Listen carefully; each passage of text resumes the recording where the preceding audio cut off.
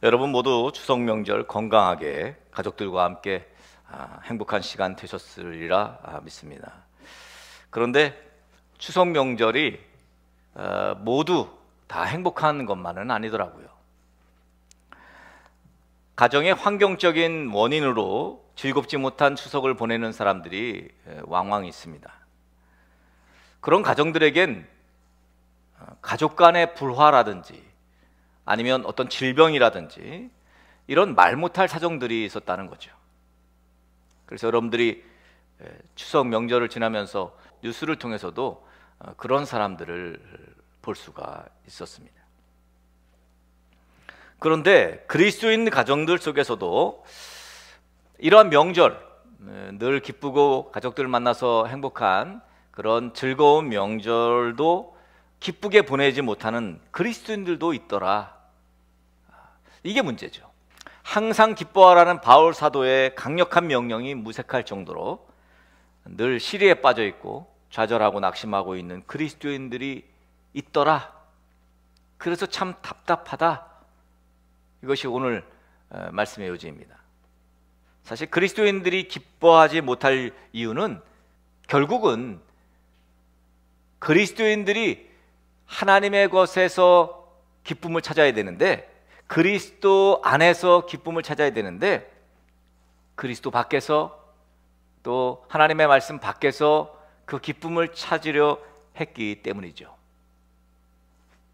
그러니까 그 기쁨을 찾아야 될 곳이 아닌 다른 곳에서 기쁨을 찾으니 당연히 기쁘지 않죠. 그리스도 안에서, 말씀 안에서, 또 성령 안에서, 예수 안에서 그렇게 즐거움을 찾으려고 해야 되는데, 예수 밖에서, 성령 밖에서, 말씀 밖에서, 그리스도 밖에서 그 즐거움을 찾으려 하니 그 즐거움이 짧고 그리고 지속적으로 기쁘지가 않았던 것입니다. 여러분도 잘 아시겠지만 예수님 밖에서 즐거움을 찾으려면 필요한 것들이 몇 가지가 있습니다. 가장 필요한 것은 바로 돈이죠.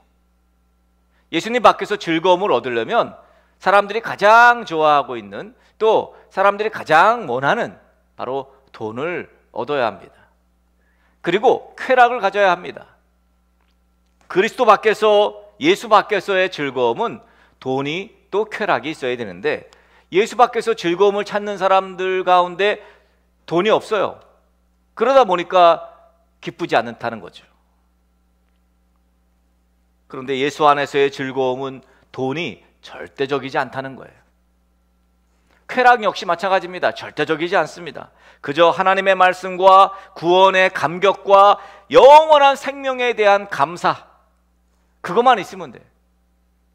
구원에 대한 감격, 또 하나님의 나라를 영원히 누릴 것에 대한 감사, 여러분 이것만 있으면 돈이 없어도, 쾌락이 없어도 우리는 즐거워하고 기뻐할 수 있다는 거죠. 여러분은 살면서 무엇이 제일 즐겁습니까? 제 주변에는 여러 부류의 목사님들이 계십니다. 우리 교단이 아닌 다른 교단의 목사님들도 계신데, 그분들과 교제하는 것 중에 하나가 바로 SNS를 통해서 교제하는 거죠. 다양한 목사님들을 만납니다. 그분들의 이야기를 들으면서 또 배우기도 하고, 그 SNS의 장점 중에 하나죠. 그런데 그분들 중에는 이미 연배가 지긋하셔서 자녀들을 이제 결혼시키고 그리고 손주들을 보신 분들이 계십니다. 그분들의 이야기를 가만히 보면 그 자녀들을 결혼시키고 난 다음에 나타나는 현상, 동일한 현상이 하나가 있는데, 이분들의 사진이 손주들로 도배를 합니다. 계속 손주 사진만 올라와요. 그러니까 언제부터인지 손주의 사진이 프로필 사진이 되고, 또 손주가 웃는 사진, 말하는 사진, 뭐 이런 또 동영상, 뭐 이런 것들이 이분들 SNS를 도배합니다. 힘든 일이 있다가도 손주가 활짝 웃는 동영상만 봐도 피곤도 힘든 일도 다 잊게 되더라, 그렇게 말씀하십니다. 그저 그분들의 매일매일의 즐거움이 손주들입니다. 물론 그리스도인들의 근본적인 즐거움, 그리스도인들의 근본적인 기쁨은 예수 안에서 누리는 기쁨이겠지요. 그리고 마땅히 이 땅에 살면서 이 땅에서의 즐거움 역시 그리스도인들도 이 땅에 살고 있기 때문에 누려야지요. 그러나 이 땅에서의 그 즐거움을 위해서 예수 밖으로, 복음 밖으로 나아가서는 안 된다는 것입니다. 사람들은 모두 근심이 없이 즐겁게 살기를 바랍니다. 그런데 우리가 원하지 않는데도 자꾸 근심거리가 생겨요. 그래서 인생을 즐겁게 살 수 없다고 말합니다. 그 근심 때문에. 사람들은 그래서 그 근심거리를 없애기 위한 노력을 많이 합니다. 우리의 근심거리는 대부분이 돈에 관련된 근심이죠. 그래서 무슨 국회의원이라든지 또는 나라를 경영하는 사람들이 이제 출사표를 내지 않습니까? 대부분 경제 성장이 그들의 출사표가 됩니다.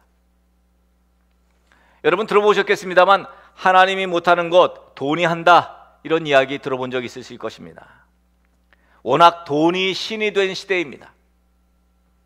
그런 시대에 살고 있기 때문에 사람들은 돈을 하나님보다 더욱 신처럼 떠받들어 모시고 삽니다. 하나님 때문에 기쁘고 즐거워야 되는데 하나님 때문이 아니라 돈 때문에 즐거워하고 돈 때문에 기쁘고 또 돈 때문에 슬픈 것이 현실입니다. 그런데 아무리 돈이 많아도 해결하지 못하는 근심거리가 있습니다. 그래서 이런 말이 있습니다. 천석군은 1000가지의 걱정이 있고 만석군은 10,000가지의 걱정이 있다. 다른 사람들이 볼 때는 돈이 워낙 많아서 전혀 부족함이 없어 보이는 사람이지만 그 사람도 나름대로 늘 괴롭고 또 힘든 요인들이 있더라는 거죠. 여러분, 만약 돈이 우리에게 언제나 행복감을 주고 또 언제나 즐거움과 기쁨을 준다면 무조건 어떻게든 돈을 모아야겠죠. 그러나 돈이 많은 사람 중에, 돈을 많이 가지고 있는 사람 중에 불행한 사람들이 참 많습니다. 여러분, 돈이 많아도 괴롭습니다만 역시 돈이 없어도 괴로워요. 그렇다면 돈은 인간에게 즐거움과 기쁨을 주는데 절대적이지 않다는 거예요. 돈이 없어서 기쁘고 감사하지 않다, 그러면 돈이 많으면 기쁘고 감사해야 되지 않습니까? 그런데 돈이 없어도 힘들고 또 돈이 많아도 힘들어요. 그러기에 돈은 인간에게 절대적이지 않습니다. 인간의 기쁨에 절대적이지 않아요. 그렇다면 권력은 어떨까요? 권력을 얻으면 늘 행복하고 즐겁고 기쁠까요? 우리는 인간의 역사를 통해서 권력이 얼마나 인간을 불행하게 했는지 이미 잘 알고 있습니다.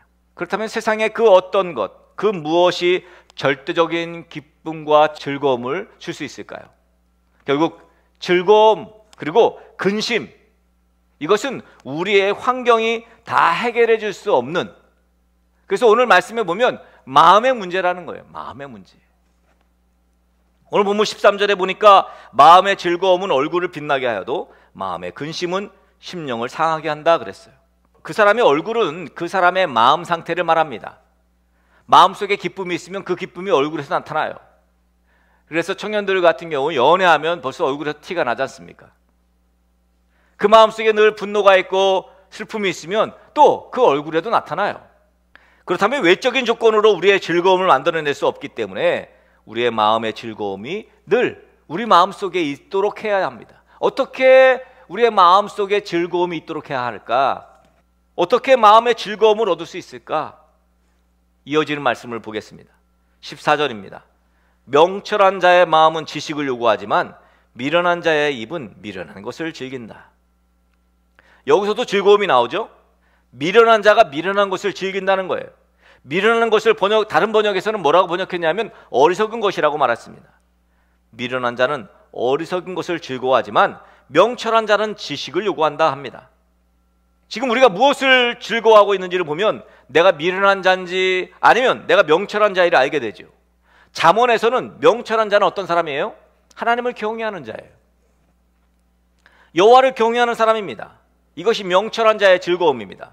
그런데 미련한 자는 어떤 사람이에요? 여호와를 경외하지 않습니다. 하나님을 경외하지 않아요. 다른 것을 경외하죠. 어떤 거? 돈이라든지 권력이라든지 쾌락이라든지. 그러므로 우리가 하나님을 경외하는 것이 즐거움이 안 되는 사람이라면 미련한 자가 어리석은 것들을 즐거워하고 있다는 것을 아셔야 합니다. 15절에 뭐라 그랬어요? 고난받는 자는 그날이 다 험악하다. 그러나 마음이 즐거운 자는 항상 잔치한다 그랬어요.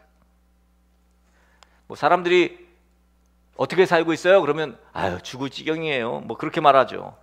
대부분의 사람들이 힘들다고 말하는데 나는 늘 즐겁습니다. 뭐 내 마음은 항상 늘 잔치합니다. 뭐 이렇게 말하면 사람들이 야, 저 사람 미친 사람이네 라고 말할 것입니다. 그런데 저는 이런 사람들이 참 무서운 사람들이라고 생각합니다. 아마 초대교회 성도들이 이런 사람들이었지 않나. 그 사람들이 이해가 안 간 거죠.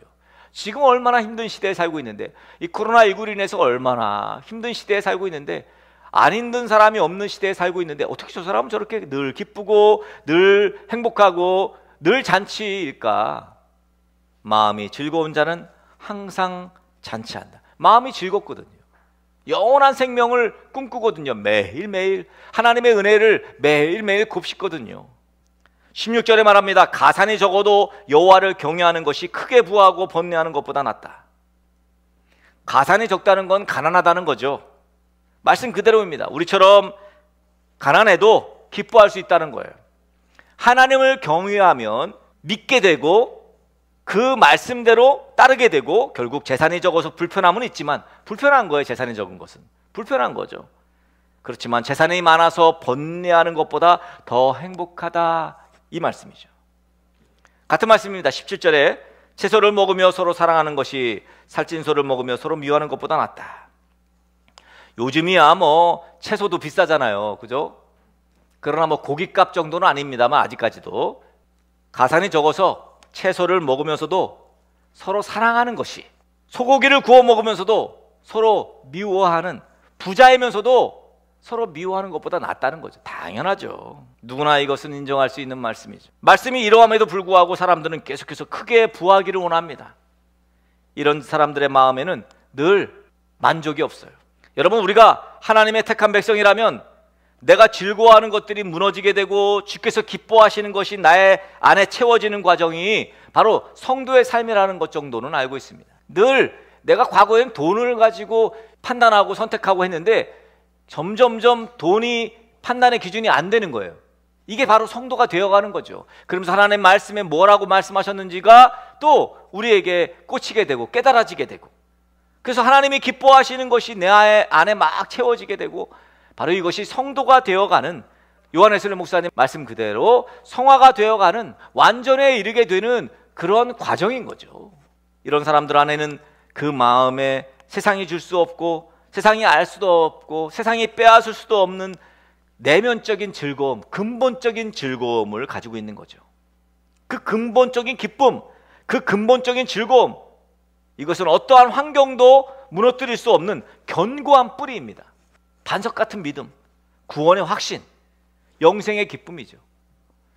이것만 갖고 있으면, 이게 든든한 뿌리가 되면 결국은 있어도 없어도, 가져도 못 가져도, 키가 커도 키가 작아도, 집안이 부유해도 집안이 부유하지 않아도, 학벌이 좋아도 나빠도 상관이 없다는 거예요.